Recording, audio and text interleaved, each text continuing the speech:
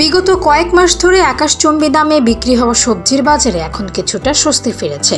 রাজধানীর বিভিন্ন বাজার ঘুরে দেখা গেছে বেশিরভাগ সবজির দাম কমে এসেছে 50 থেকে 80 টাকার ঘরে।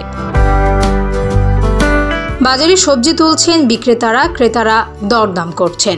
আগে যেখানে করলা, বেগুন, বরবটি বিক্রি হতো 80 থেকে 100 টাকায়, এখন সেগুলোর দাম নেমেছে 50 থেকে 80 টাকায়।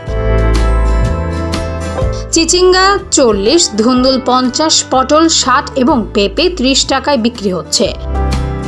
তবে কিছু সবজি যেমন শিম ও টমেটোর দাম এখন 100 টাকার ঘরে রয়েছে।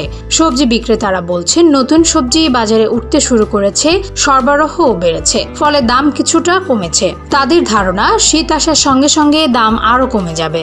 গত 4 মাস ধরে 100 টাকার নিচে কোনো সবজি পাওয়া যেত না। এখন সেই পরিস্থিতির উন্নতি হওয়ায় ক্রেতাদের মুখে ফিরেছে কিছুটা স্বস্তির হাসি।